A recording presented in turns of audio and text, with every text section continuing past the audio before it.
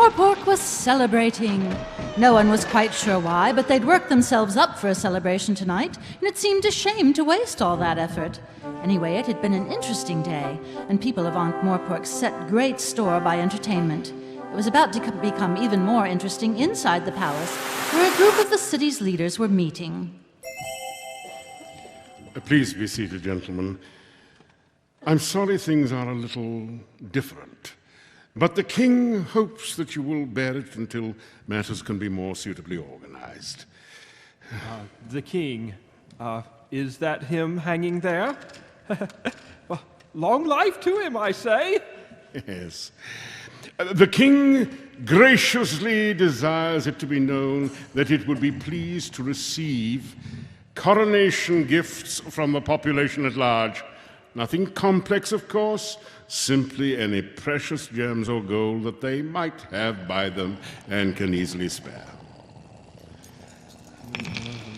Come on. Why, gentlemen, this is most unexpected.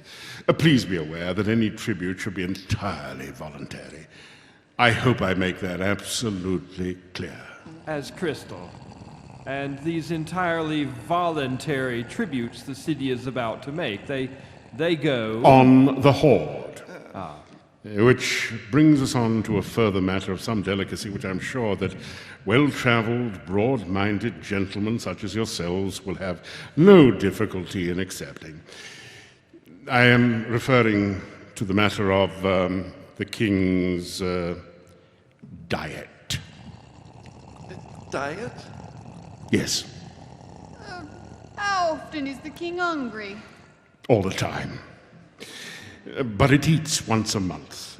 It's really a ceremonial occasion, as an act of bonding, as it were, between king and subjects. Of course it would be. No, the exact nature of the meal. Are we talking about young maidens here? Sheer prejudice. The age is immaterial. Marital status is, however, important. And social class, something to do with flavor. Now, please consider it. After all, just one a month. And when you think of the alternatives. At any rate, the king will need your answers by the end of the day. You are dismissed.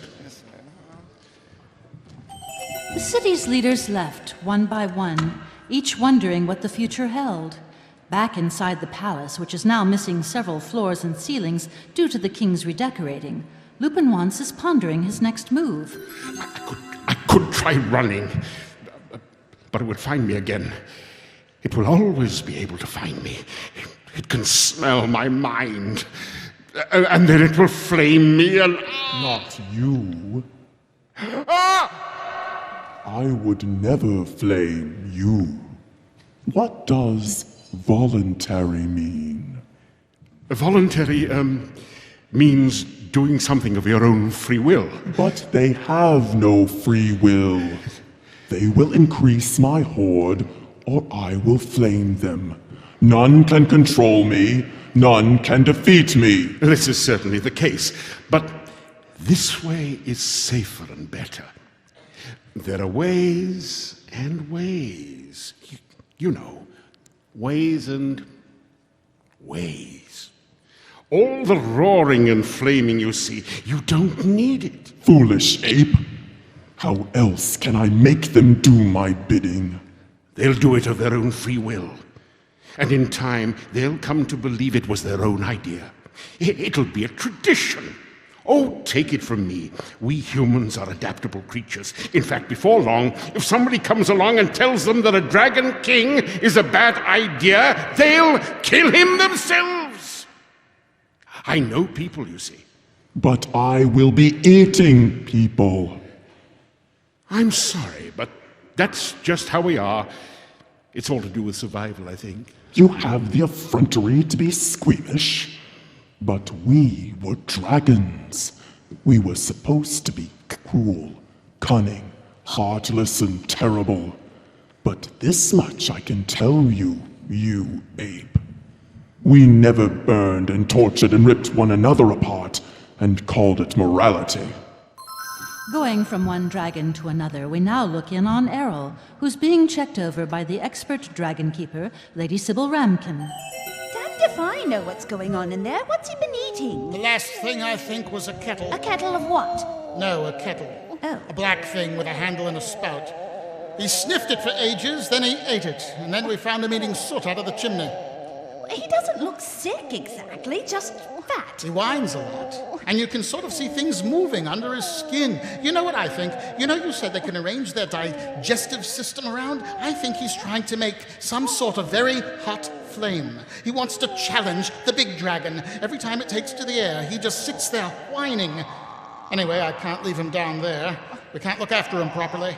It's not as if we need to find out where the dragon is now. I think you're being a bit silly about all this. Oh, I reckon this damn city and the dragon just about deserve one another. Oh, I see. Well, don't worry about Errol. I'll take good care of him. On the rooftop of a local whiskey distillery, the other 3 members of the Watch are going over their plan to shoot the dragon and the vulnerables.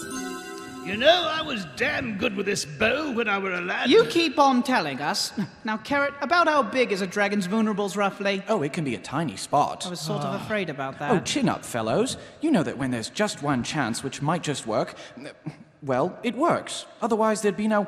Well, the gods just wouldn't let it be any other way. They wouldn't. That's right. When you really need 'em most, 1,000,000 to 1 chances always crop up. Well-known fact. What's up, Sarge? Do you want to live forever? I don't know. Ask me again in 500 years. Wait a minute. What if it's not 1,000,000 to 1 chance? What do you mean? Well, what if it's just 1,000 to 1 chance? Anyone ever heard of 1,000 to 1 chance coming up? Oh, don't be daft, Sergeant. No one ever saw 1,000 to 1 chance come up. The odds against it are millions to 1. We could have a real problem here. Yes. Why, if you aimed properly, it could be a lot less than 1,000,000 to 1 chance. Yeah. It could be 100 to 1. Oh. If the dragon's flying slowly and it's a big spot, it could be practically a certainty. It's a certainty, but it might just work. Nah. So, what we've got to do then is adjust the odds. Back in the palace, Lupin Wantz, former secretary to the Patrician, current secretary to the Dragon King, is sifting through the debris in the Patrician's rooms. He has prized up a board, dragged out a long black robe, and is groping under the floorboards for something else when he's surprised by... Looking for this book, were you? The Summoning of Dragons? Okay, clever of you to guess. Under the floorboards. First place anyone. Look, rather foolish that was. Yes, I know. I suppose the veterinary didn't think anyone would be searching. You know, of course, he was always scheming and things like that. He was involved in most of the plots against himself. That was how he ran things. He enjoyed it. Obviously, he called it up and couldn't control it. So what were you doing? Well, I wondered if it might be possible to reverse the spell. Or maybe call up another dragon. They would fight then. Sort of balance of terror, you mean? It could be worth a try. Now, look, about your job. I know we were a bit overwrought at the time, so of course, if you want it back, there'll be no Run? I don't... I saw someone run away the night the dragon flamed that house. I remember thinking at the time that he moved in a funny way. And then the other day I saw you running away from the dragon. Could almost have been the same man, I thought. What? That's just ridiculous. That's not proof. Besides, you can help me. There may be a way to destroy the dragon, or at least... The dragon's here! You can't channel it, or persuade it, or negotiate with it. There's no truce with dragons. You brought it here, and we're stuck with it, you bastard. Well, what are you going to do? I see. You know, that's the trouble with people like you. You're always against anything attempted for the betterment of mankind, but you never and ever have any proper plans of your own. Guards! Guards! You didn't expect that, did you? We've still got guards here, you know. And not so many, of course. Not many people want to come in. I wouldn't put up a fight if I were you. They're desperate and uneasy men, but very highly paid. Throw him into the special dungeon. No, wait. Owing to the foresight of the patrician, the dungeons were quite comfortable. Vimes was thrown in with Lord Vetinari, who, as it turns out, was living rather well. Ah, Vimes, I heard you were on the way down. Jolly good. Care for a beer? Oh, hello, sir. In fact, after the librarian discovered where Vimes was and rescued him by tearing the iron bars out of the masonry, the patrician elected to stay rather than to set foot into the chaos of the city. Vimes and the librarian set off for the courtyard to try and prevent the dragon's sacrifice. And back in Lady Ramkin's dragon pens, Errol was having more gastric difficulties. These problems were as nothing compared to the difficulties the rank were having on the rooftops, trying to adjust the odds. It looks promising. We might be nearly there. I reckon the chances of a man with soot on his face, his tongue sticking out, standing on one leg and singing the hedgehog song, ever hitting a dragon's vulnerables would be, what did you say, Carrot? Oh, 1,000,000 to 1, I reckon. Oh, bloody hell. Look down there. They're chaining a woman to a rock. It's Lady Ramkin. Never! He's right, it is her. The buggers! I'll give 'em vulnerables. Well-spoken lady like her. It's a disgrace. Give me an arrow. Sergeant? This is what it comes to. Decent women can't walk down the street without being eaten. Right, you bastards. Your geography. What? Sergeant? Can't miss. Sergeant! Shut up, you two. I can't concentrate when you keep Sergeant, shouting. it's coming! This is it. It's 1,000,000 to 1 chance, but it might just work. Fire the bloody arrow! Carrot, did your old granddad ever say what a vulnerable spot looks like? No. Oh. It was 1,000,000 to 1 chance, and who was to say that somewhere in the millions of other possible universes it might not have worked?